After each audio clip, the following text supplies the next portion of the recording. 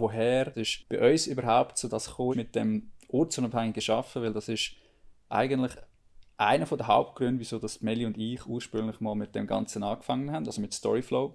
Wir haben irgendwie immer so ein bisschen das mit dem Reisen für uns nicht nur gesehen als wir gehen jetzt irgendwie, machen eine schöne Reise und dann erleben wir etwas Cooles, sondern es ist wirklich immer auch irgendwie ein bisschen darum gegangen, uns durch so eine Reise weiterzuentwickeln.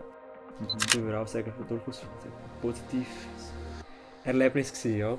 Erfahrung gewesen. Ich glaube, können wir in Zukunft gut auch wieder so Laden schmeißen. Fluch hat gut wieder Ist gut, ich gehe wieder. Ich muss ehrlich sagen, ich habe kein einziges Mal die Stats angeschaut während der Zeit. Keine Ahnung, wie viele das hören, ob wir die Einzigen sind. Willkommen beim Storyflow Podcast. Dem Podcast zum Schreiben von deiner eigenen Geschichte. Ich bin der Flo und mache mich mit euch auf die Suche nach Menschen, die ihren eigenen Weg gehen und ihre Erlebnisse auch mit anderen teilen. Von den ersten Schritt bis zum Aufbau von lebendigen Communities. Wir schauen hinter die Kulissen von Creators und Personal Brands aus der Schweiz. Finden heraus, was sie antreibt und wieso sie sich für so ein Leben entschieden haben. Wir reden aber nicht nur über ihre persönlichen Hintergründe, sondern auch darüber, was es heisst, seinen Alltag in den sozialen Medien zu teilen. Wir wägen die Möglichkeiten und Tücken von den verschiedenen digitalen Plattformen ab, geben praktische Tipps zum Content kreieren und schauen uns an, was es wirklich braucht, um seine eigene, authentische Stimme zu finden. Also, bist du ready, um deine eigene Geschichte zu schreiben? Dann wünsche ich dir ganz viel Spass bei dieser Folge vom Storyflow Podcast.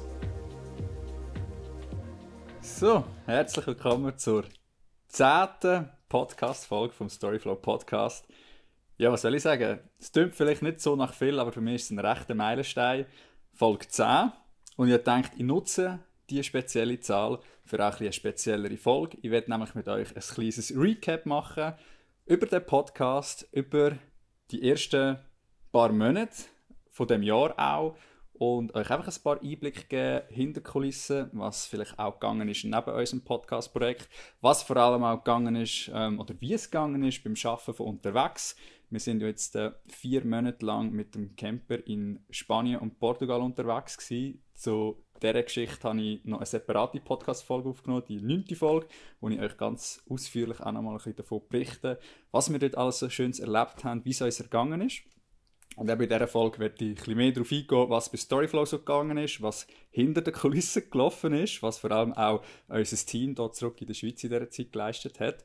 Und für das habe ich natürlich eine Folge, wo ich nicht nur selber rede, sondern ich spiele später dann auch noch ein kleines Gespräch ein, das ich diese Woche aufgenommen habe, beim ersten richtigen Coworking-Tag, wo wir wieder als Team hier zusammen in Aarau hatten. Und ja, wo wir einfach mal die Kamera, das Mikrofon aufgestellt haben und zusammen so einen kleinen Rückblick gemacht haben zu diesen Monaten, wo das Ganze hat müssen so ein bisschen, von unterwegs her gemanagt werden, wo sie vielleicht auch mehr Verantwortung haben müssen übernehmen, damit das da alles gut am Laufen bleibt. Und ja, ich wünsche euch ganz, ganz viel Spass bei dieser Folge. Ist sicher etwas für Leute, die auch mit dem Gedanken spielen, vielleicht mal von unterwegs her zu arbeiten, aber auch für alle die es Wunder nimmt, was bei uns so hinter den Kulissen abläuft. Und natürlich auch für die wissen, wie es mit dem Podcast-Projekt hier weitergeht. Also dann viel Spass. Zum Start von dieser Podcast-Folge werde ich ein bisschen ausholen und euch vielleicht mal ein bisschen erzählen, woher bei uns überhaupt so das gekommen ist mit dem ortsunabhängigen Arbeiten, weil das ist eigentlich einer der Hauptgründe, wieso dass Meli und ich ursprünglich mal mit dem Ganzen angefangen haben, also mit Storyflow.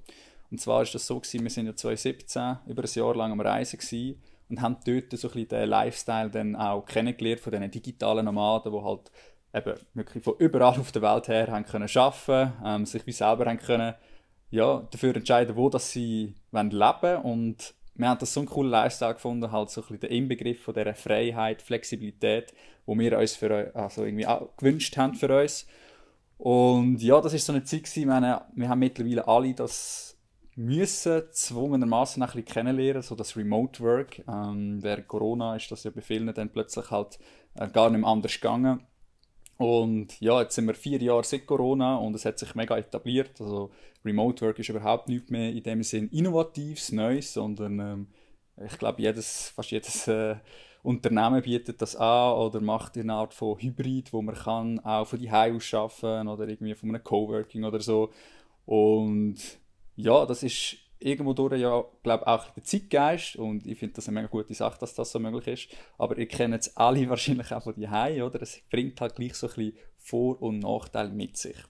Und ich möchte in dieser Folge ein bisschen auch auf das eingehen, wie es denn so aussieht, wenn man wirklich komplett remote arbeitet, oder? Also so wie wir es jetzt für die letzten 4 Monate gemacht haben. Und vielleicht auch, was das so ein bisschen mit uns gemacht hat, was das mit mir gemacht hat, weil das wirklich ursprünglich schon eigentlich so ein bisschen, ja, eine von diesen Hauptmotivationen war, wieso wir gesagt haben, hey, wir wollen selbstständig sein, wir wollen vor allem auch ein Business aufbauen, das ortsunabhängig funktioniert. Und wir haben das jetzt, ja, nach 8 Jahren, nach in dem Sinne Gründung von dem Projekt Storyflow, von dem Unternehmen, auch tatsächlich geschafft. Also Meli und ich, wir können uns eigentlich komplett aus dem, ja, rausnehmen, aus all diesen Tasks, die man irgendwie vor Ort müsste machen. Das war am Anfang natürlich nicht so gewesen. Gerade wenn du so ein Videoproduktionsbusiness hast, hast du natürlich ganz viele Drehs, Produktionen, die natürlich nicht von unterwegs her kannst machen, wo du musst vor Ort neu mit sein, einen Shoot hast und wo du durch das natürlich immer ein bisschen gebunden bist, oder? Klar, der Rest von der Zeit, wo du irgendwie am Video schneiden bist, am Fotos bearbeiten oder am Konzept schreiben, das haben wir alles schon eigentlich länger ortsunabhängig machen. Aber damit wir wirklich komplett so flexibel und frei haben können sein, wie wir uns das gewünscht haben und wie wir es jetzt auch gemacht haben die letzten paar Monate, hat es schon ein bisschen etwas gebraucht. Natürlich ein Team, also das ist das, was sich jetzt über die letzten Jahre auch immer mehr bei uns entwickelt hat und wo wir für uns halt dann auch gesagt haben, hey, das ist auch ein Grund, wieso dass wir das Team aufbauen wollen, weil uns das halt wie ja, einfach ermöglicht, Verantwortung auch abzugeben, Produktionen von anderen durchführen, die das mindestens gleich gut können wie wir, wenn nicht sogar besser. Und es ist noch lustig, also wir, Meli und ich, wir haben irgendwie immer so ein bisschen das mit dem Reisen für uns nicht nur gesehen als, ah ja, wir gehen jetzt irgendwie, machen eine schöne Reise und dann erleben wir etwas Cooles, sondern es ist wirklich immer auch irgendwie ein bisschen darum gegangen, uns durch so eine Reise weiterzuentwickeln. Und ihr könnt euch das so ein bisschen so vorstellen, oder? Für alle, die vielleicht schon mal eine Reise gemacht haben, jetzt auch unabhängig von einem Business, oder? Es ist etwas anderes, als wenn man in die Ferien geht, oder? Bei einer Reise hat man vielleicht auch nicht alles von Anfang an durchgeplant, weil man auch ein bisschen mehr Zeit hat, ist es je nachdem auch schwierig, wenn man wirklich jeden Tag durchplanen will, sondern man überlegt sich irgendwie, welche für irgendeine Art von Reise man machen will und dann muss man ja auch unterwegs ein bisschen flexibel bleiben, oder? Und was dort oft ja auch passiert ist, dass man halt wirklich so ein bisschen aus seiner Komfortzone raus muss. Oder? Also man muss irgendwie vielleicht in einem wildfremden Land mit einer fremden Kultur plötzlich irgendwie nach dem Weg fragen, muss vielleicht mit irgendwelchen ja, Unternehmen, mit irgendwelchen Apartments, Unterkünften irgendwie Vorlieb nehmen, die ein bisschen auf einen anderen Standard setzen, als man sich vielleicht gewohnt ist von daheim. Und ja, das führt in gewissen Fällen vielleicht dazu, dass man sagt, hey, nein, Reise ist nicht für mich, ich gehe lieber in ein All-Inclusive-Hotel, aber ich glaube, in den meisten Fällen bringt einem ja das ein bisschen zu, eben, weil man aus der Komfortzone raus ist oder so, dass man plötzlich ganz viele neue Sachen irgendwie lernt, auch über sich selber. Und so ist es doch eigentlich immer so, dass irgendwie so eine Reise auch, dass man irgendwie ein bisschen anders zurückkommt von so einer Reise, wie man in die Reise hineingegangen ist. Und für uns ist das wirklich auch nochmal auf dem Level Business eigentlich wirklich etwas gewesen, was uns immer mega geholfen hat, um so ein bisschen, ja, das Business weiterzuentwickeln. Einfach weil wir uns durch so Reisen Ziel gesteckt haben, oder? Wie wir arbeiten können. Eben, dass wir können von unterwegs her arbeiten und dass wir irgendwie halt dann auch Wege finden, wie wir das möglich machen. Und eben, ob das jetzt die erste grosse Reise war, die wir dort gemacht haben, im 2017 oder dann auch später, wo wir dann vielleicht wirklich das erste Mal gesagt haben, so, wir wollen jetzt für eine längere Zeit von irgendwie 5 Wochen mal auf Fuerteventura und in dieser Zeit soll es möglich sein, dass wir eigentlich den Laden ganz normal können, weiter betreiben können.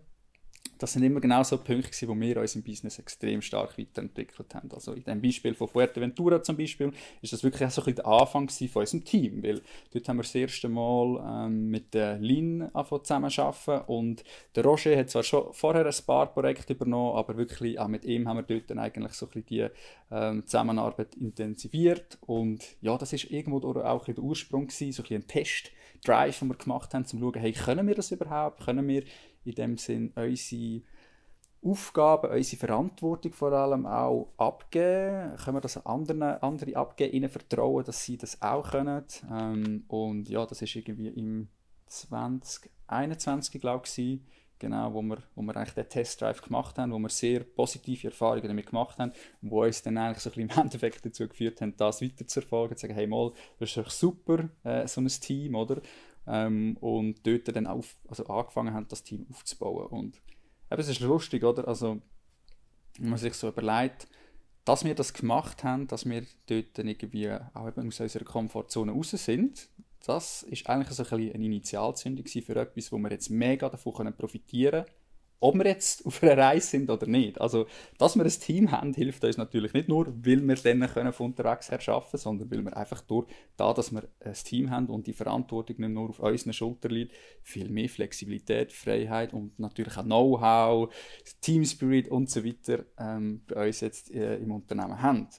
Und ich glaube, wenn wir vielleicht so eine Reise wie Fuerteventura nicht gemacht hätten oder uns das nicht so wichtig gewesen wäre, dann wären wir viel eher, viel länger also in dieser Komfortzone umgegangen und hätten einfach, ja, weil es uns ja schon gut gegangen ist, auch finanziell irgendwie hat das gestimmt oder so, dann hätten wir vielleicht nie uns dazu können überwinden, wirklich mal jemanden einzustellen, weil ich finde, das ist schon ein grosser Schritt so ein bisschen im Leben vielleicht von einem Unternehmer und ich finde auch, also ich merke das immer je mehr, dass ich halt nicht mehr so im Daily-Business bin und je mehr, dass ich halt auch wirklich so ein bisschen das Management mache vor allem, dass das halt schon nochmal so ein bisschen Next Level ist, oder? Also am Anfang fährst du vielleicht an, bist vielleicht eben bei mir jetzt so Creator, hast irgendeine Leidenschaft, formst deine Skills und irgendwann kannst du dann die Skills als Dienstleistung anbieten, kannst für Unternehmen arbeiten, kannst auch Geld verdienen damit, kannst dich mit dem selbstständig machen, oder? Und ganz lang ist das ja auch so ein bisschen, hey, du bist selbstständig und das ist irgendwo durch schon ein Traum. Und du fühlst dich vielleicht auch schon ein bisschen so, als hey, ich habe jetzt ein Unternehmen. Aber ich finde auch, es ist irgendwie, solange du alles selber machst und solange du auch für alles so ein bisschen der Bottleneck bist, wo, ja, wenn du halt irgendwie ausfallst oder wenn du dir zu viel Arbeit aufgeleistet hast, dann bleibt es überall hängen, dann bist du eigentlich noch kein Unternehmer. Also du bist zwar selbstständig und du hast vielleicht ein Business, ja, aber es ist eigentlich wie irgendwie auf dem, wenn man es irgendwie vergleicht mit einem Spieli oder so, einem Leiterli-Spieli, wo man irgendwie die Leitern raufgeht, irgendwie bist du irgendwie immer noch auf einem von den unteren Level. Und erst wenn du dann halt vielleicht mal fährst, eben ein Team aufbauen und so ein bisschen, ja, auch Tasks abzugeben und vor allem auch dich aus dem Daily-Business kannst du einfach rausnehmen, dann geht es eher so ein bisschen Richtung, okay, du führst ein Unternehmen. Und ich weiss nicht, ob wir für uns so ein bisschen den Mut dazu gehabt hätten, das einfach so zu machen. Ich glaube, wir wären gleich auch so ein bisschen vom Typ her eher so, halt eigentlich gar nicht so risikobereit, wie man das vielleicht denkt, wenn man von außen so ein bisschen zuschaut. Und wären viel zu lange auch so ein bisschen, ja, wäre wahrscheinlich jetzt einfach auch noch ein bisschen so in dem Sinn, dass Meli und ich zusammen irgendwie ja, Storyflow schmeißen und das auch funktioniert, aber uns natürlich in ganz vielen Bereichen, sagt das im Business oder auch privat, halt auch bindet und einschränkt. Oder? Also, klar hast du viele Freiheiten. Wir haben, glaube ich, in der ersten Folge von dem Podcast auch darüber geredet, wieso dass wir das einen coolen Lifestyle finden, wenn man sich selbstständig macht. Aber du hast natürlich auch extrem viel Verantwortung und du brauchst mega viel Eigendisziplin und alles und irgendwie Drive, um das immer können, das Level zu behalten, damit es auch ja, läuft, weil du eben halt keinen Chef hast, der dir irgendwie sagt, was du zu tun hast.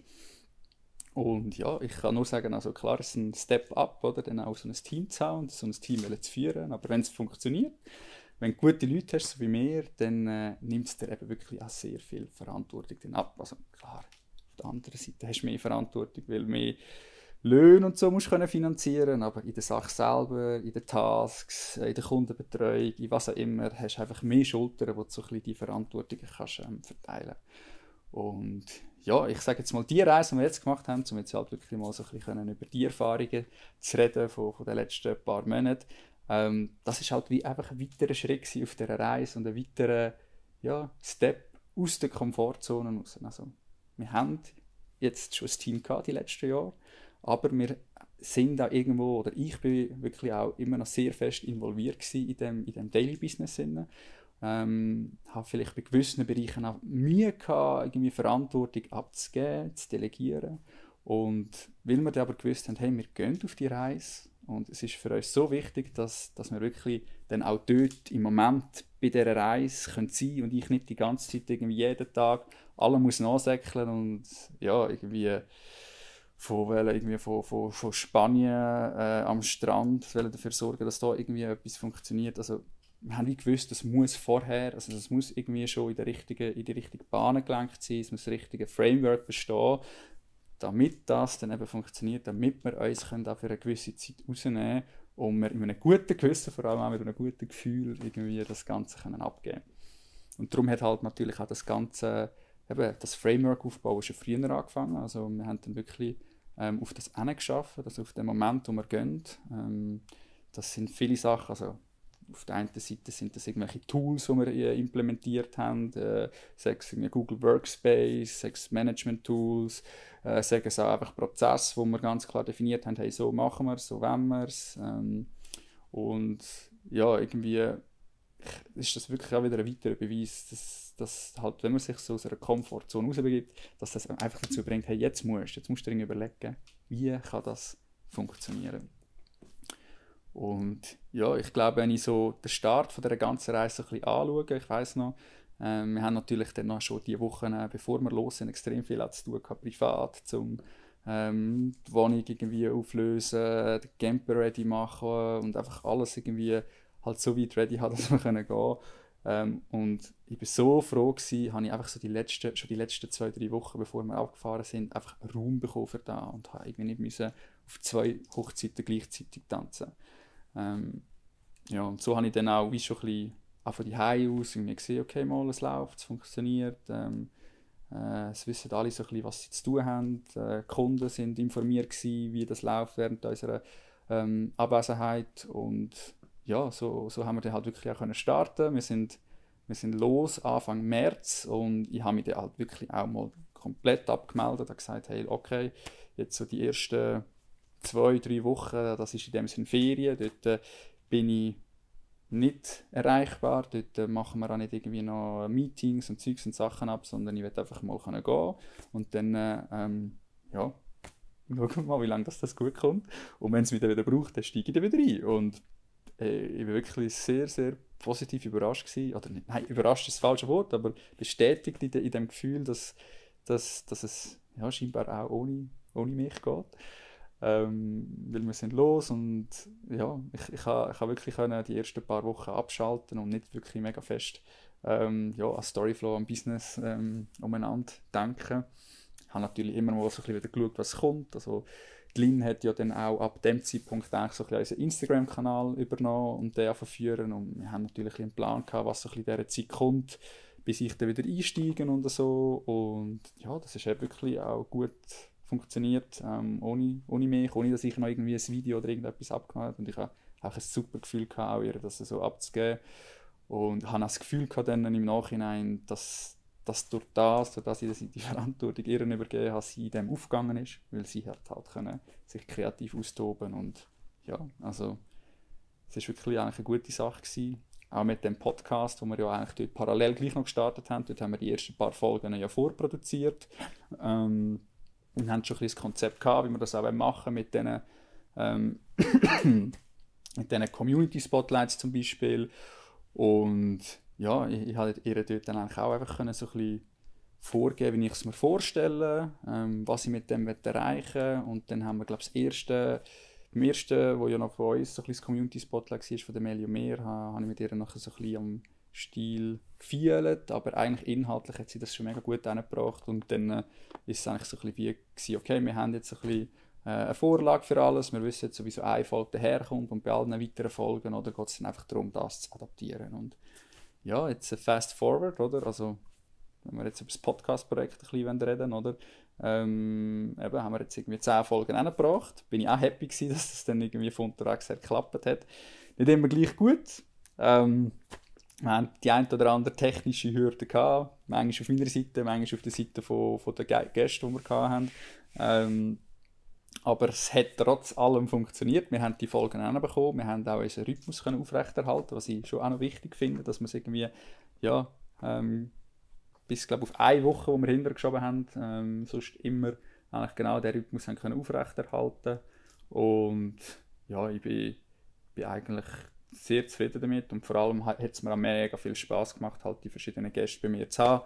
Das ist wirklich so ein Passion-Project, das ich schon so lange hatte, wo ich gewusst habe, ich werde etwas in die Richtung machen, wo wir irgendwie die Geschichten von anderen erzählen können. Und ich habe jetzt ein paar ja, Gäste gehabt, die ich vorher schon kennt habe, persönlich auch schon, weil wir zusammen gearbeitet haben oder wir uns sonst irgendwie schon kennt haben. Und von denen habe ich natürlich schon ein bisschen Hintergrundwissen gehabt und habe dann natürlich noch viel, viel mehr darüber erfahren, weil ich ihnen einfach mal so können, ja, frisch von der Leber weg Fragen stellen.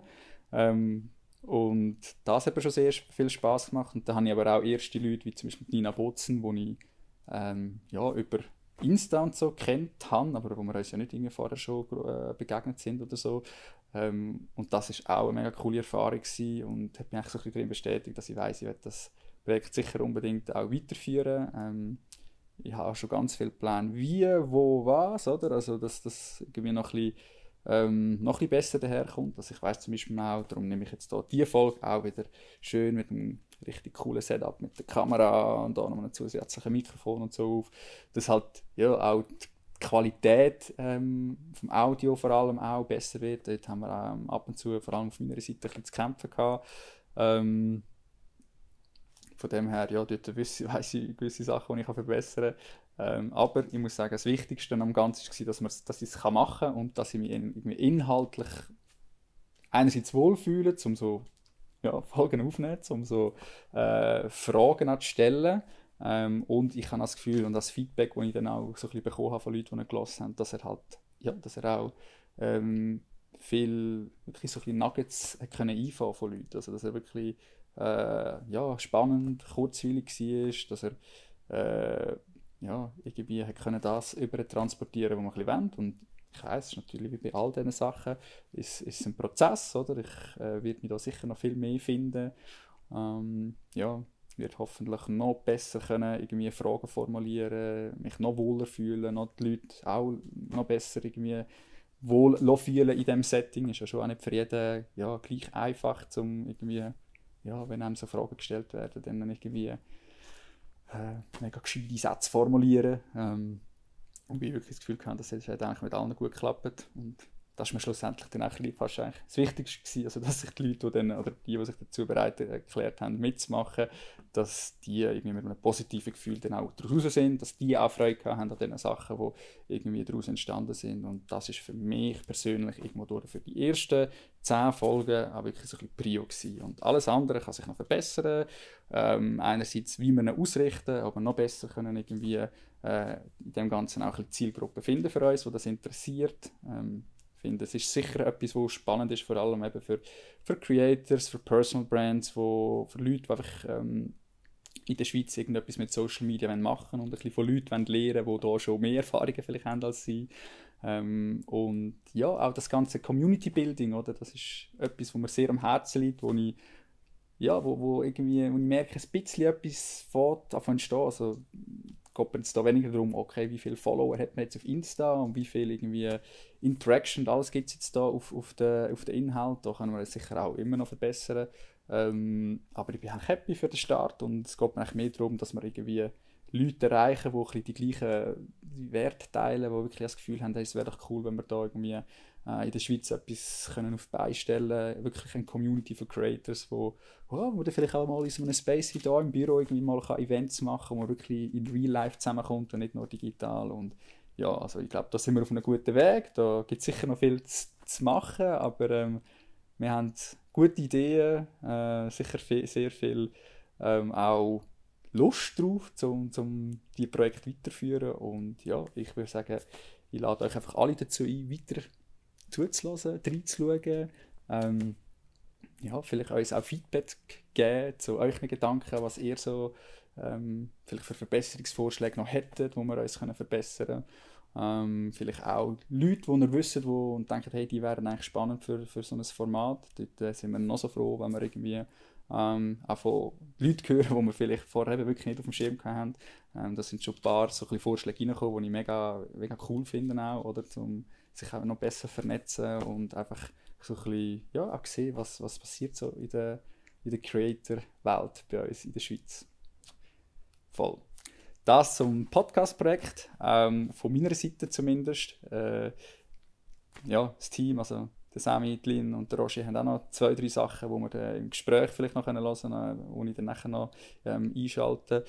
Ich möchte aber noch ein bisschen etwas, bevor wir dort das Kaffeekränzchen, also Storyflow Kaffeekränzchen abspielen, gibt es noch 2, 3 Sachen, die ich von der Reise gleich noch überschaffen, vielleicht noch im Detail erwähnen wo ich denke, wo noch spannend sein könnte. Also, ich habe eingangs gesagt, oder, der grosse Traum, ortsunabhängig arbeiten, oder? Und wir haben das jetzt erreicht, wir haben das jetzt machen, 4 Monate, und wir werden es dieses Jahr auch noch weitermachen. Also es ist nicht so, dass es jetzt vorbei ist, dass wir jetzt wieder hier sesshaft sind. Über das erzähle ich auch in diesem Podcast zu unserer Reise noch mehr, was dann also unsere weiteren Reisepläne sind. Aber Fakt ist, ja, die Ortsunabhängigkeit, das ist eine mega coole Sache und wir wollen das auch weiter ausnutzen. Wir haben aber schon auch ein paar Learnings gehabt, was wir irgendwie vielleicht noch verbessern können, was das anbelangt. Einfach, weil wir gemerkt haben, was wirklich schwierig ist. Und ich glaube, also ich würde mich jetzt hier täuschen, wenn das andere so Digital Nomads besser hinbringen, aber du kannst nicht konstant einfach die ganze Zeit umreisen und gleichzeitig produktiv sein. Also du kannst vielleicht von einem anderen Ort her produktiv arbeiten, das ist kein Problem. Es ist egal, ob du irgendwie halt hier in der Schweiz bist oder eben, ich sage jetzt irgendwie in Portugal, solange du ein gutes Internet hast, einen guten Arbeitsplatz, kannst du produktiv sein. Aber was schwierig ist, oder was wir schwierig gefunden haben, ist, wenn du halt irgendwie so in dem Reisemodus bist, wo du eigentlich gerne vieles sehen und auch oft so ein bisschen deinen Platz wechselst. Also mit dem Camper ist ja da cool, du bist mega flexibel und du kannst einfach nach Lust und Laune ein bisschen rumfahren, und das haben wir auch sehr oft gemacht. Also wir sind wirklich sehr oft irgendwie am Morgen aufgestanden, haben unsere Sachen gepackt und sind losgefahren, ohne dass wir gewusst haben, wo wir am Abend sind. Und das ist zwar fürs Reisen mega cool, aber zum halt zu arbeiten, ist schon ein bisschen tricky, oder? Wenn du dann irgendwie dich nicht darauf kannst einstellen und auch nicht wirklich irgendwie so einen guten Arbeitsrhythmus hast. Weil, ich glaube, das ist so etwas, wenn du schon selbstständig bist oder wenn du so dein eigenes Ding machst, damit du irgendwie so ein bisschen eine Disziplin kannst aufrechterhalten kannst aufrechterhalten, ist einfach ein Rhythmus, eine Routine mega wichtig, oder? Also auch, wenn ich jetzt hier die in Aarau irgendwie arbeite und ich halt hier mein Büro und ich gehe jeden Morgen gleich mit so einer gewissen Zeit aus dem Haus, immer gleich spätestens irgendwie um 9 Uhr im Büro, einfach weil ich weiss, wenn ich da irgendwie später auftauche für mich, habe ich zu wenig Routine, habe ich zu wenig Rhythmus, oder? Und ja, wenn du halt so unterwegs bist und immer sich alles rundherum wechselt, oder, dann ist es irgendwie schwierig, um da irgendwie eine Routine aufzubauen. Und das haben wir gemerkt, also auch wenn ich nicht so viel wirklich aktiv teilnehmen an all diesen Projekten und Tasks, sondern nur so ein bisschen meine Inputs geben und halt justieren und Feedback geben und so, es ist dann gleich doch noch tricky gewesen. Also, um euch das so ein bisschen vorstellen, oder? Also was wir fix hatten, oder was ich für mich fix drin hatte, ist eigentlich nur 2,5 Tage in der Woche, wo ich im Team kommuniziert habe, hey, da bin ich erreichbar. Und das war eigentlich immer am Montag ein halber Tag gewesen, und am Mittwochmorgen, weil am Mittwochmorgen haben wir auch immer unser wöchentliches Team-Meeting gemacht. Und ja, zeitweise ist es gut gegangen, aber zeitweise ist es sehr schwierig gewesen, um irgendwie nur schon das irgendwie unterbringen.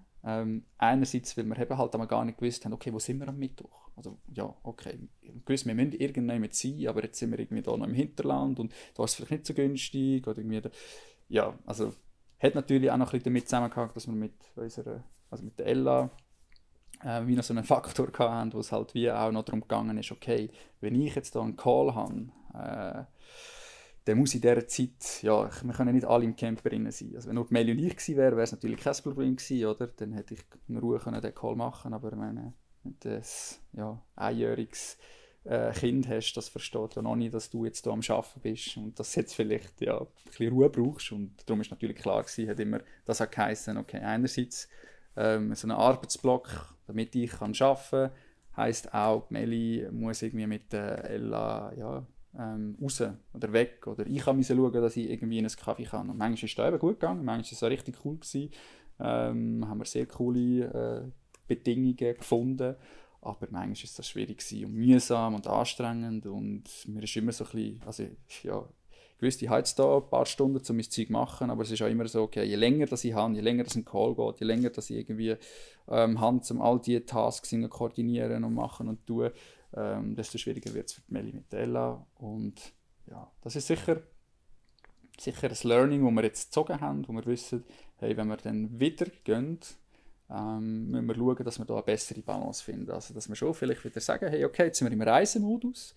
Und wenn wir im Reisemodus sind, dann ja, ist es einfach das Mindeste. Dann braucht es einfach vielleicht eben also das Team-Meeting, das ist wirklich eine gute Sache. Also, ich weiss, es ist für viele, ja, eben wie gesagt, mega etwas Normales, machen glaube ich die meisten. Aber für uns ist das wichtig, dass wir das haben, um uns irgendwie so ein bisschen koordinieren und irgendwie synchronisieren, wenn schon jeder so ein bisschen in seinem Rhythmus schafft. Und das werden wir sicher ja, in dieser Zeit, auch wenn wir im Reisemodus sind, auch wenn wir irgendwie, den Balkan durchabgehen und in irgendwelchen Ländern unterwegs sind, das sollte glaube ich immer möglich sein, das wird man immer machen. Aber dann geht es vielleicht auch darum, dass wir ein bisschen weniger lange so Reisephasen haben und dann wieder ein paar Phasen, wo wir länger an einem Ort sind, wo wir dann halt wirklich auch vielleicht uns auf das einrichten können, dass wir dann irgendwie die richtigen Rahmenbedingungen finden. Zum einerseits kann ich in Ruhe arbeiten, zum andererseits irgendwie zu wissen, okay, was machen wir in diesen Zeiten, wo gearbeitet wird mit der Ella, gibt es irgendwie vielleicht ein Coworking. Gibt übrigens, also lustigerweise auch wirklich ein paar Campingplätze, die das angeboten haben. Also wir haben das ein oder andere Mal haben wir so Campingplätze gefunden, die sogar einen Coworking Space hatten. Also ja, vielleicht müssen wir dann solche ansteuern oder halt eben schauen, sonst, wie wir es machen.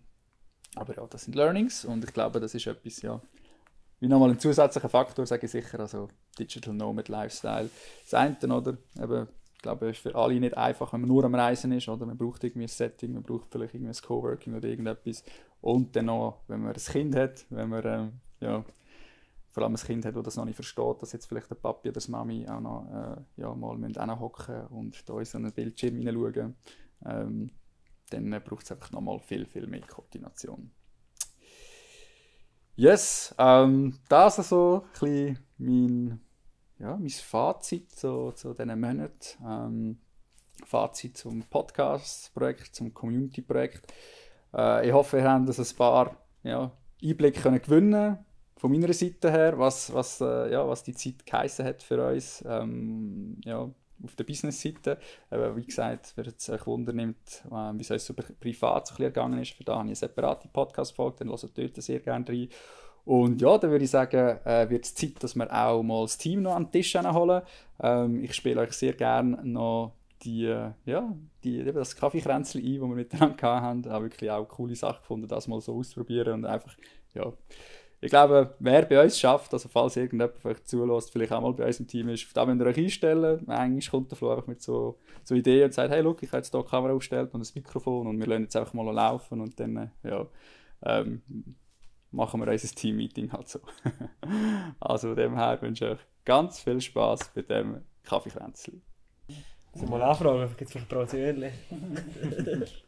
Ja.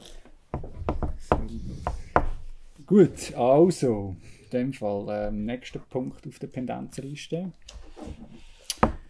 Habe ich gedacht, machen wir ein kleines Review von einfach den letzten Monaten, also einfach so eine Feedback-Runde.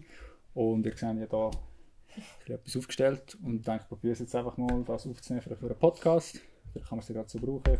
Dann merke ich dann am Schluss, ob das brauchbar ist, ob es interessant ist. Und sonst würde ich dann vielleicht in einer anderen Form das noch einzeln ein paar Sachen abholen, aber ich denke, wieso nicht? Das ist ja, genau so, wie wir sonst immer sind. Nein, das ist doch irgendwie am authentischsten, wenn wir auch so einen kleinen Einblick geben können. Ja.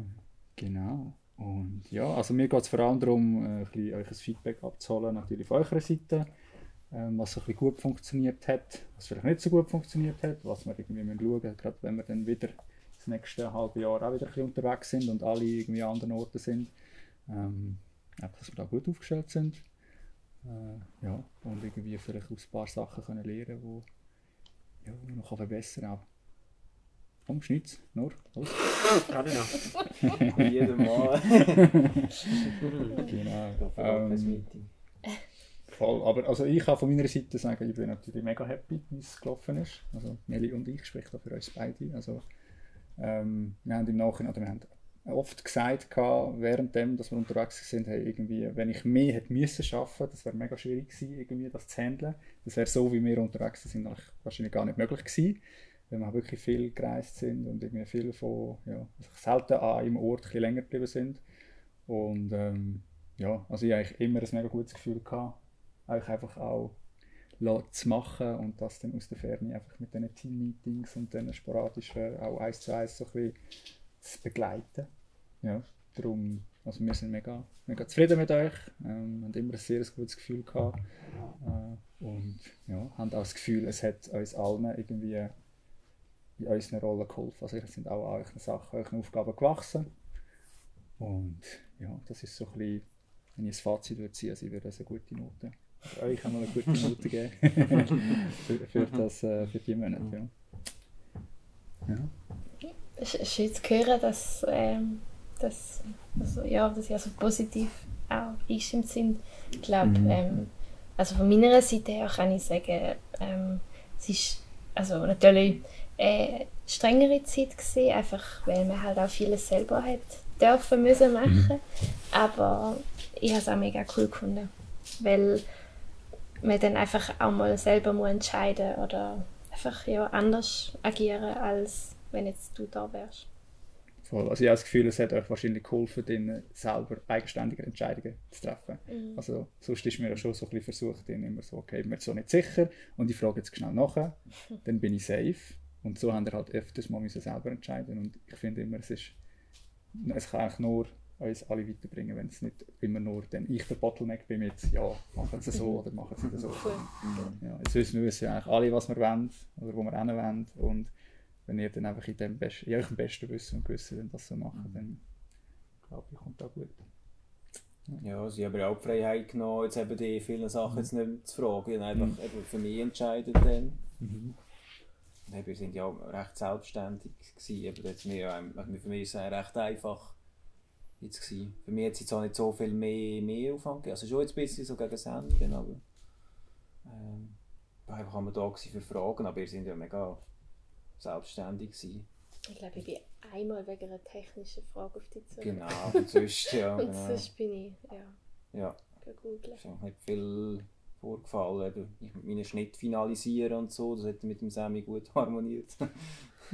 Ja, ich habe auch gefunden, so, wir haben auch so untereinander so recht gute Automatismen gefunden, die recht gut funktionieren und uns auch noch mal ein bisschen besser können einspielen und kennenlernen. Jetzt auch das Dritte, also das Gefühl, als Team haben wir jetzt auch recht einen Sprung noch können machen in dieser Zeit, habe ich das Gefühl. Und auch spannend gefunden, um so zu beobachten. Das würde ich auch sagen, durchaus also positives Erlebnis gewesen, ja, Erfahrung gewesen. Und ich glaube, können wir in Zukunft gut auch wieder so Laden schmeißen. Fluch auch gut wieder gehen. Ist gut, ich gehe wieder. Ja. Nein. Ich habe wirklich das Gefühl, das ist so ein bisschen eigentlich der grösste also Mehrwert, oder auch, wo wir einfach lange Zeit rausnehmen. Das Gefühl vorher war schon noch ein bisschen viele Kommunikation, es ist einfach alles ein bisschen über mich gegangen. Oder? Wir haben dann unsere Coworking-Tage, klar, dann haben wir euch gesehen oder so, aber sonst war es so ein bisschen, ihr habt noch nicht so viel direkt, also klar, ihr natürlich fürs SBV schon oder für die Projekte oder so, aber das Gefühl, jetzt tun wir viel mehr, eben, wir sind das Team und der Weg ist nicht über mich, sondern ihr könnt auch untereinander und ihr schaut selber und ja, also auch so das Zusammenwachsen so ein bisschen als Team, das glaube ich hat uns dort schon irgendwie gebracht. Also ich habe mich immer ein bisschen selber daran erinnern, so, okay, nur weil ich jetzt hier echt auf die Finger schaue und nicht die ganze Zeit dabei bin und wir nicht, also Meli und ich in dieser Zeit eigentlich nicht viel ins Business investiert haben, das ist irgendwie gleich auch eine Investition gewesen, auch weil ihr halt euren Sachen so gewachsen sind. Ja, und auch die Sachen, die du aufgesetzt hast, bevor du reisen bist, also das Google Workspace hat mega gut geklappt, habe ich gefunden. Jetzt haben wir jetzt alles professionalisiert. Dann die Looms war auch super gewesen, wenn es mal irgendwie mal etwas nicht gegangen ist, hast du das Loom können machen und genau, auch Notions hat auch super geklappt. Also die Tools sind wirklich auch mega hilfreich. Ich habe das Gefühl, hat sich schon gelohnt, die Zeit, die du investiert hast für das. Ja, es ist ja noch lustig, ich denke mir auch mal so, weißt, du machst dir eine mega Arbeit, damit dann so etwas funktioniert, oder? Also das ist schon recht aufwendig, irgendwie das Ganze irgendwie mit dem Google Workspace und dann irgendwie das einfach so ein bisschen die Rahmenbedingungen zu schaffen, damit das irgendwie geht von unterwegs. Und mit dir habe ich vorher da geredet. Ich weiß gar nicht, wo wir draussen noch gehockt sind. Aber ich habe das Gefühl, also ich weiß gar nicht, aber egal ob wir jetzt unterwegs sind oder nicht, wenn du halt so ein bisschen Struktur drin hast und halt Tools, wo einem helfen, strukturiert zu arbeiten, das hilft einem ja auch, wenn man nicht unterwegs ist, oder? Dann hat man einfach hat man die Struktur. Und ich glaube, also ob es jetzt ist in so einem Business-Kontext oder sonst im Privat, also Mel und ich haben einfach das mega gelernt, dass jedes Mal, wenn wir uns irgendwie auf so eine Reise gemacht haben oder länger weg sind oder so, du gehst ja ein bisschen aus der Komfortzone raus und dann macht das etwas mit dir und das bringt aber auch da, wo du dann irgendwie machst, auf ein anderes Level, weil du einfach wie so, sonst bist du immer so ein bisschen dem, ja, es funktioniert ja schon irgendwie. Also weißt, wir haben ja schon vorher miteinander gut zusammen geschafft, es hat ja schon funktioniert und man hat jetzt nicht unbedingt das Bedürfnis, vielleicht jetzt dort mega viel in das zu investieren, aber es ist wie klar gewesen, okay, will wir die Reise machen, wenn wir jetzt irgendwie das investieren, sonst funktioniert es nicht, sonst wird es dann mühsam und das habe ich das Gefühl, da irgendwie so ein bisschen künstlich sich aus dieser Komfortzone rauszubegeben. Nicht, weil man von außen den Druck bekommt, sondern weil man selber irgendwie sich so ein bisschen, ja, das bringt einem auch ein bisschen dazu, also out of the box zu denken. Und ja, das Gefühl, das ist irgendwie schon noch etwas Gutes. Auf jeden Fall. Ja. Ich glaube, etwas, was ich jetzt mit dieser Zeit mega für mich entdeckt habe, ist so, was wir vorher schon besprochen haben, so ein bisschen, wir sind ja schon mega frei, von wem bis wem wir arbeiten. Oder, ja, weil, gut, ja, ich habe meine fixen Tage, aber sonst ich kann ja immer entscheiden, ob ich jetzt um 9 Uhr anfange oder 10 Uhr, wie auch immer. Und irgendwie die Tatsache, dass eigentlich Sammy und Roger, ich habe mich ja nicht groß gebraucht. Und du bist eigentlich so die Person gewesen, die vielleicht mal noch was direkt gebraucht hat von mir. Und da ist ja jetzt wie weg gewesen. Und dann habe ich wirklich eigentlich meinen Tagesablauf voll frei planen. Also ich konnte 2 Stunden arbeiten, dann konnte ich in die Physio gehen und dann das Mittag machen und dann einfach bis in Abend spät reinschaffen. Und das ist halt schon noch cool. Und dann jetzt durch die Zeit auch wieder ein bisschen mehr schätzen gelernt. Ich glaube, das ist ja mega cool. Also, weil wir haben alle andere Rhythmen. Also, du bist ja. Also Ja, ich bin kein. Du bist. Sprich nicht der Norm, ja. Ja, wir alle hoffentlich nicht. Ja, aber wenn du halt produktiv bist, tief in der Nacht, oder wäre irgendwie blöd, um dich dazu zu zwingen, dass du immer musst um 8 Uhr morgen... Ja, das würde nicht so funktionieren, ja. Also du wärst dann vielleicht... Ja, nein. Ausser eben, es wird die Situation verlangt, dann schon, aber sonst kann ich dich einstellen. Ja. Aber es zeigt ja alles einmal mehr, dass die Idee, wie wir zusammen arbeiten wollen, mit dieser Orts- und Zeitunabhängigkeit, dass es eigentlich recht gut funktioniert und dass es mehr dann die Freiheiten dazu führen, dass wir uns selber können quasi in den besten Zeiten aufstellen und das ist ja eigentlich schon so ein bisschen das Ziel der ganzen Sache. Und das ist schön, dass es so aufgeht, so die Work-Life-Balance, so selbstständig auch so das kannst du aufstellen, das ist schon cool. Das habe ich auch so können geniessen. Bin jetzt nur 20% zwar, aber ich habe ja dann auch deswegen so quasi gesagt, hey, mir geht es auch fast besser, wenn ich es auf ein paar Tage verteile, anstatt den ganzen Tag voll. Und ich habe dann auch gemeint, es sei gut so gegangen. Und genau, das ist cool. Ich finde es halt auch noch spannend, wie Leute aus meinem Umfeld auf meine Arbeitsweise reagieren. Da würde mich aber interessieren, wie sie reagieren sie drauf. Also, ich meine, ich bin ja bekannt dafür, dass ich nicht so früh aufstehe. Und gerade zum Beispiel im Büro in St. Gallen, wo ich bin, dort rechnet es schon damit, dass ich nicht vor dem 9 Uhr auftauche. Und wenn ich dann mal vorher dort bin, dann frage ich wirklich, ist alles okay? Oder, ja, irgendwie so. Und wir haben also ich durfte auch Gast sein bei einem Podcast vom Kollektiv. Und dort hat Steven, also das ist der eine vom Kollektiv, hat mich auch halt so ein bisschen hochgenommen. So, ja, wenn die Lynn mal vor um 12 Uhr auftaucht, dann ist es weg. Und ja, sie findet die Art und Weise, wie wir arbeiten, mega cool. Auch das Zeit- und ortsunabhängige Arbeiten, das tun sie auch mega anstreben. Und zum Beispiel meine Mutter zum Beispiel oder auch mein Bruder, die haben einen komplett anderen Rhythmus, danke. Ja, und ich glaube, viele würden es auch gerne auch haben, so können arbeiten wie wir, aber stecken halt einfach in diesen Strukturen fest. Voll. Und ja. Sich da einfach wieder können abgrenzen, eben wenn du jetzt sagen wir, weißt, wenn du jetzt irgendwie auf Halbstündchen verteilst durch den Tag durch, dann bist du irgendwie vielleicht 10 Stunden dran, aber hast irgendwie, also weißt, die 8 Stunden verteilen sich dann nicht, also musst du schon, also ein bisschen Disziplin brauchst du natürlich schon. Also Jetzt mache ich schnell ein Mail und dann bin ich wieder, gehe ich wieder kochen oder weiss ich nicht was. Man muss sich schon ein bisschen spüren, denke ich, so, um auch Grenzen setzen irgendwie. Aber für mich ist jetzt kein Problem, eben, wenn die zum 10 noch etwas machen. Ich habe aber auch das Gefühl, du hast ja wie immer so offensichtlich für dich so ein bisschen den Benefit. Also du weißt genau, wenn ich ja frei bin und meine Zeit frei kann gestalten, oder, dann ist es ja besser, wenn ich mich jetzt fokussiere und mein Zeugs mache, und wenn ich es gemacht habe, oder, dann kann ich gehen. Und ich muss nicht irgendwie, weil jetzt der Chef verlangt, dass ich halt von 8 bis 5 oder was auch immer nehmen zu hocken, dann spielt es keine Rolle. Oder? Also ich finde, das macht halt ja schon ein bisschen etwas aus. Oder? Also halt Win-Win vorbei. Also, wir wissen, wir arbeiten fokussiert und motiviert und ihr habt Motivation, weil ihr irgendwie auch gesehen, okay, wäre ja blöd, wenn ich mir jetzt das einfach so ein bisschen Larifari über den ganzen Tag irgendwie und dann, oder? Genau. Ja, ich glaube auch, wie du gesagt hast, wenn man immer nur eine halbe Stunde dort und dort, dann ist es wirklich nicht so effizient. Ja. Auch macht glaube schon mehr Sinn, anhocken und dann wirklich so das Video schneiden, die 2 bis 4 Stunden wirklich konzentriert dranbleiben, und das ist glaube schon effektiver so.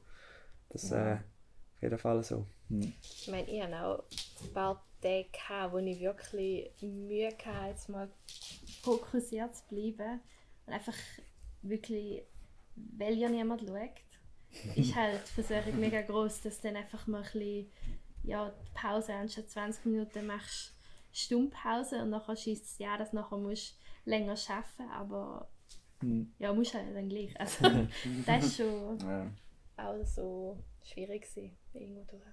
Manchmal, Hat immer alles ein bisschen Vor- und Nachteile. Aber im Großen und Ganzen, glaube ich, so wäre der ja nicht in so einem Arbeitsumfeld, wenn man nicht irgendwie wüsste, wie man aus dem raus das Beste irgendwie kann. Ja, passt gut für mich. Also du schaffst ja, also wenn du hast ja schon, wenn du einen Tag hast, dann schaffst du schon 8 Stunden an einem Tag, dann ist es einfach verteilt, oder? Bei mir ist es noch ein bisschen anders, ich arbeite vielleicht an einem Tag eben nur 2 Stunden für Storyflow und an einem anderen Tag noch eine halbe Stunde.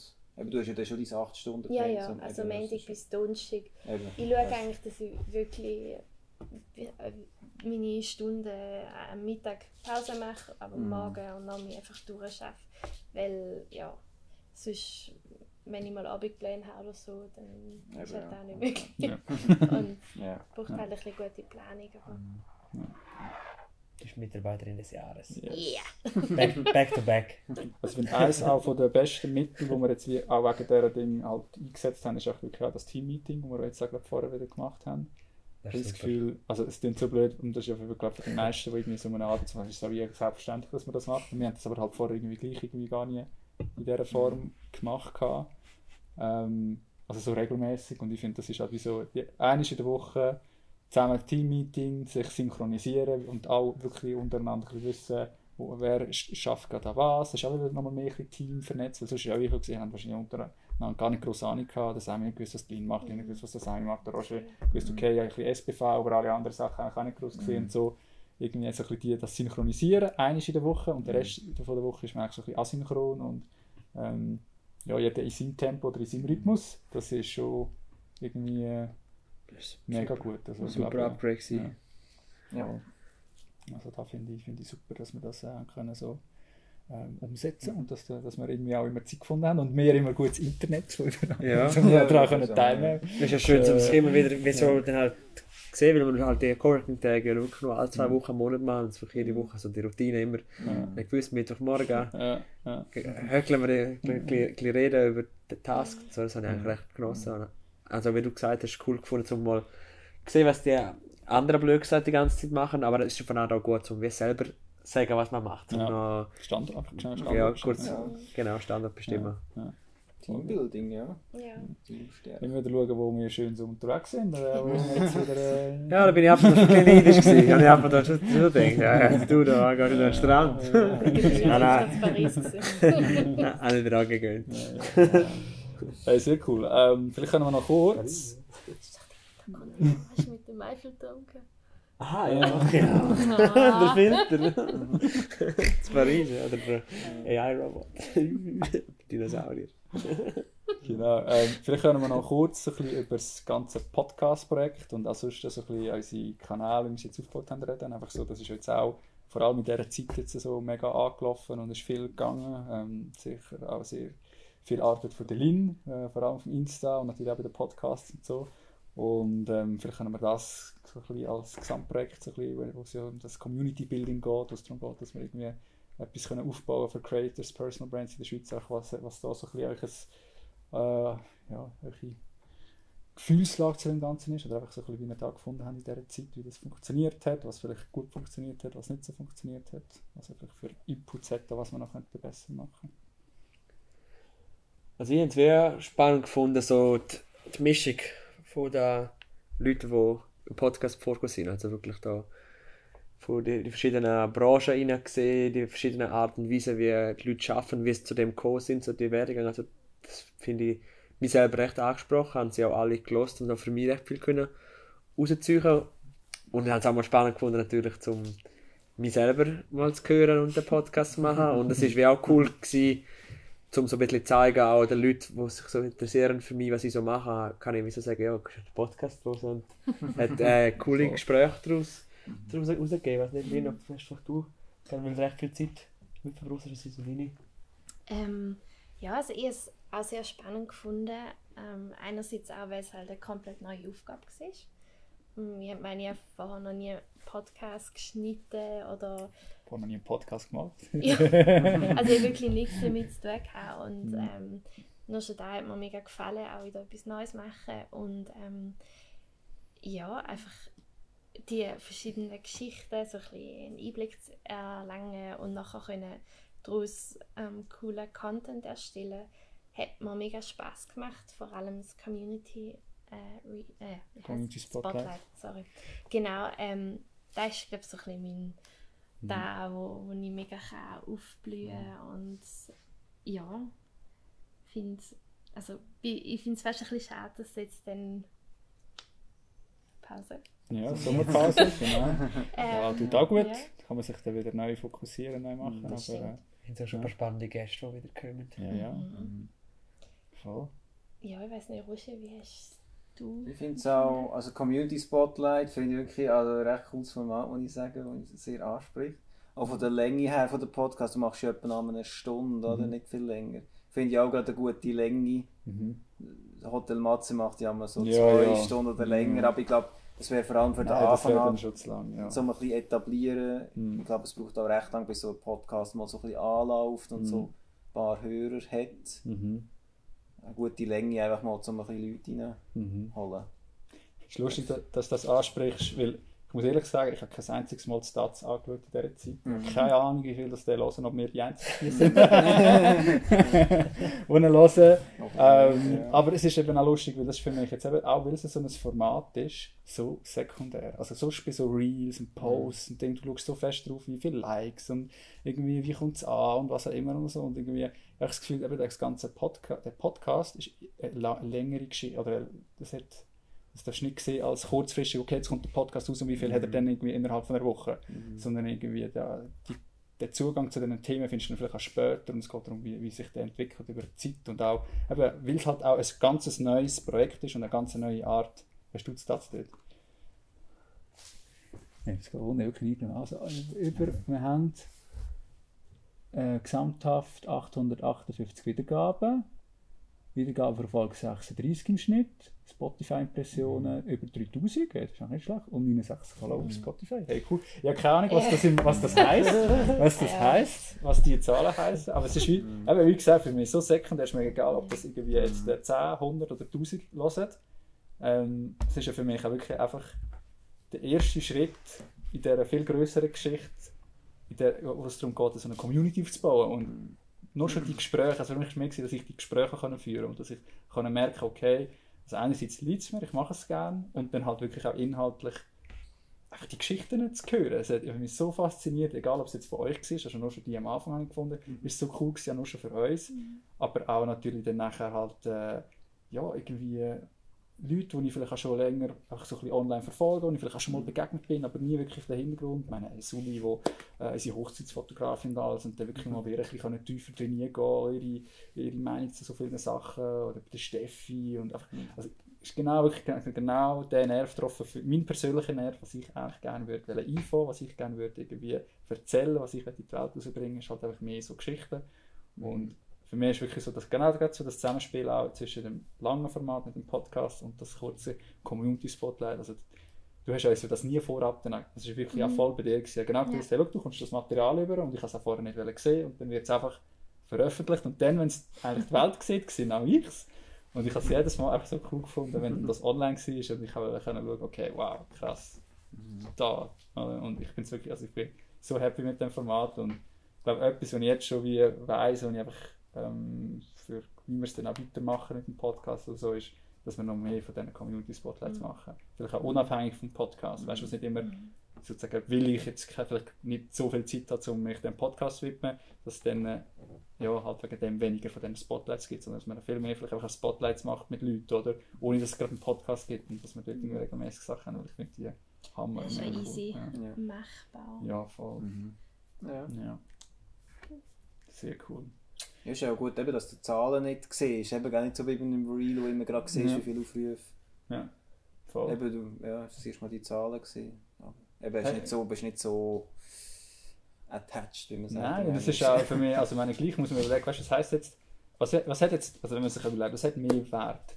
1000 Aufrufe auf einem 30-sekündigen Video, wo es einfach passiert, wenn man so durchscrollt, oder wirklich 10 Leute, die sich eine Stunde lang dir zuhören. Das ist doch irgendwie ein anderer Wert. Also, weißt, weil, ob dann bei diesen 1000 noch 10 Leute dabei sind, die sich an dich erinnern oder irgendwie wegen dem vielleicht etwas mit dir machen, ist ja wahrscheinlich vielleicht gleich kleiner. Und ich habe das Gefühl, also, weißt du, das ist einfach ein grösser Effekt. So. Oder? Also, meiner Meinung nach. Ich glaube, es braucht die beides, oder? Aber irgendwie, es ist ja mega wert. Also, wenn dir jemand eine Stunde Zeit schenkt oder eine Stunde lang etwas interessant findet und das irgendwie lässt.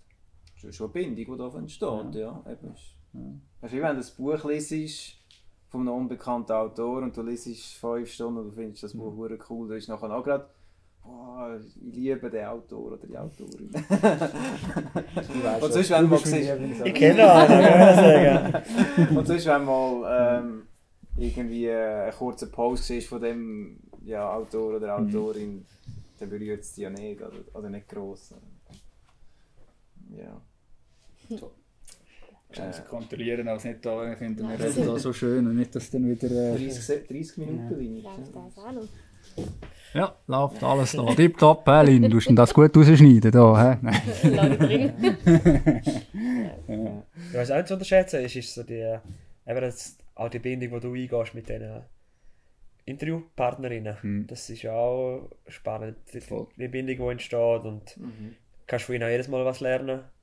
Ja. Nicht nur der Podcast, wie du gesagt hast, aber auch die Verbindung, dass es vielleicht einmal irgendwie eine geschäftliche Partnerschaft oder so gibt, dann denken sie einfach auch schneller an uns oder empfehlen uns so weiter und so. Und das ist eigentlich auch der Vorteil und das Ziel von der Community, um sich gegenseitig stärken und kooperieren. Wir sind ja eine Firma, die recht auf Kooperation aus ist, nicht nur bei uns als Team, sondern auch mit unsere Vision mit den Kunden, genau, ist alles so Kooperation nachhaltig ausgelegt, nicht einfach auf maximalen Erfolg jetzt da die Leads reinholen, genau, das Geld reinholen, sondern wirklich etwas aufbauen, wo verhebt. Das bestärkt das nochmal das ganze Fundament, deine Roadmap. Ja, das ist meine Roadmap, ja. Also letztes Jahr gefragt, also jetzt, wo ich zurückkomme. Ja. Das ist ja cool, also wegen der Verbindung zu den Gästen. Also zum Beispiel Steffi haben wir jetzt auch, wenn ich sie mit mir im Podcast gesehen, das ist jetzt auch schon mehr als einen Monat her. Also irgendwie, sogar 2 Monate. Und sie hat mir irgendwie eine Nachricht geschickt, oder? Mit einem Tipp von einem Künstler, der von Chur ist oder so, der macht so Graffitis. Mega gross auf Insta und so. Und gesagt, hey, der wäre super und so, dann doch den mal im Podcast rein. Oder an Steffi haben wir Leute weiterempfohlen, die ich dir noch geschickt habe, mit dem Legacy Films, weißt du, wo die Filme machen über Familienangehörige und so. Und weißt, so, das heisst ja auch etwas, oder? Wenn du wie, also sie ist ihnen auch cool gefunden und empfehlen dann weiter selber. Und es ist ja dann irgendwann immer mehr, oder es ist nicht immer mehr Dynamik. Und wir stehen immer am Anfang und es ist auch noch so viel möglich mit dem Ganzen und ich bin echt gespannt, was auch noch geht. Also, jetzt machen wir mal eine kleine Sommerpause. Schauen wir dann, wie lange das die geht. Ich habe da noch nicht, ich habe noch gar nicht Gedanken können oder wollen darüber machen. Aber ich weiss eigentlich schon, dass wir dann, wenn wir dann wieder einsteigen, weitermachen, dass es ein paar coole Sachen gibt. Also es ist immer Gefahr, eben, dass man dann die Hürde wieder, bis man wieder anfängt, gell? Man gewöhnt sich dann vielleicht dran und dann noch wieder den Sprung wieder wagen. Also. Ja, klar. Ja, genau. Also es gibt auch einige Podcasts, die irgendwie Pause gehen und dann hörst du aber nichts mehr von ihnen. Das ist, also denke ich hoffe, die Pause wird nicht nein, weil ich habe mega Bock drauf. Also, ist mir schon ich würde gerne noch mehr, also einfach wirklich, am liebsten würde ich, was haben wir jetzt gerade 2 Monate, am liebsten würde ich jede Woche machen. Ich wollte mir es einfach wie nicht, weil es gibt natürlich, wir haben noch viel, also ganz viele verschiedene Sachen. Ich kann mich nicht nur auf das Projekt konzentrieren. Ich würde am liebsten fast nur das machen, oder irgendwie sagen wir kümmere mich jetzt nur um Community und so. Und vielleicht kommen wir dann mal dorthin, wo ich mich wirklich vor allem um so Sachen kann kümmern kann. Gell, Roger, wenn du aus der Leben schmeißt. Aber machen wir ja schon teilweise. Nein, das kommt schon gut. Eigentlich. King Roger. Wir müssen ja auch noch eine Frage, Budgetfragen. Du musst nur noch ein Budget absegnen, gell? Kannst du jetzt so Mail. Ja, das ist eigentlich wirklich noch das. Della hat es angegriffen. Della, ja genau. Ja, seit ein paar Jahren. Ich sage, die wichtige Entscheidung trifft zu Della. Sie hat schon einen sehr starken Willen und weiss, was sie will. Sie hat so wie die Videos, wo so FIFA, wo so EM-Prediction machen, wo so ein Wunder bis Steg abschmeißt. Das Budget 2015. Ja, genau. Hey, sehr cool, hat Spass gemacht. Ich hoffe, da die Audioqualität ist ein bisschen besser als in meinen Podcasts, die ich von unterwegs genommen habe. Schwierig wird es nicht, dass es ein bisschen besser ist, aber wir haben es jetzt auch nicht mega hochprofessionell aufgestellt. Da. Ich hoffe, es verhebt. Ich glaube schon, das ist eine ruhige Umgebung. Sonst muss dann halt Lin, der Sammy oder AI wieder zaubern. Aber ja, danke vielmals für die kleine Runde und für dass wir das ein bisschen haben können, da auch mit dem Druck vor der Kamera und dem Mikrofon so gestalten. Wenn man nicht das Gefühl hat, es ist groß anders aus. Vielleicht wenn dann sogar noch besser. Nein. Wunderbar. Formaler, ja. Formaler, findest du? Ja, der Roshi jetzt schon ein bisschen der Roshi jetzt schon ein bisschen zusammen. Er hat schon ein paar Mal irgendwie gemerkt, ist schon seriös. Eigentlich würde er jetzt etwas anderes sagen. Ich habe einen Böck da oben rein. Zum Fragen, wieso das Mikrofon nicht in die Mitte gestellt ist. Weil dann wäre es ja wie nicht gerichtet. Aber wenn es so gegen Ufer gestellt ist. Gegen Ufer, hey, du siehst, darum ist er Head of Production und ich bin nur der... Schau, jetzt machen wir da noch ganz nah. Der Roshi noch mal hören. Ciao zusammen, der Kuchen ist super. Also ein Kollege oder deine Mami. Ja. Also dann. Bis zur nächsten Runde vom Storyflow. Genau, Tafelrunde. Die 4 Musketiere. Jetzt sind wir der 4, nicht 3. Ciao, ciao, Mamoi. Macht's gut. Das war es von der 10. Folge vom Storyflow Podcast. Danke viel mal, wenn ihr uns bis dahin zugelassen habt. Ich weiss, es ist nicht selbstverständlich, dass man einem eine Stunde von seiner Zeit schenkt. Darum, ich schätze das wirklich sehr fest. Wenn ihr irgendwie wirklich Feedback, Verbesserungsvorschläge, Anregungen, irgendetwas habt, dann meldet euch doch bei uns. Schreibt uns entweder an hello@storyflow.ch, schreibt uns eine Direktnachricht auf Instagram oder falls Leute sind, die wir auch im Privaten kennen, dann kommt auf mich zu, gebt euch Senf sehr gerne zu diesen Folgen, was wir noch verbessern können. Ich bin wirklich mega froh, wenn ich da Feedback bekomme. Und ja, dann würde ich sagen, gehen wir jetzt in die Sommerpause. Ich habe noch kein Datum, wo ich weiss, wo ich wieder starten. Ich weiss aber, dass ich sicher nach dem Sommer, irgendwie August, September, das Ganze wieder aufnehmen will. Mit einem noch ein bisschen konkreteren Plan, wohin das soll gehen. Dort werde ich sicher dann in der ersten Folge von der 2. Staffel noch ein bisschen genauer darauf eingehen, sobald wir dann auch wirklich mehr wissen, wie es weitergeht. Aber bis dahin schon mal danke viel mal fürs Zuhören. Es hat mir mega fest Spass gemacht, das Projekt hier zu starten. Und ja, dann würde ich sagen, vergessen nicht, geht raus und schreibt eure eigene Geschichte. Tschüss zusammen!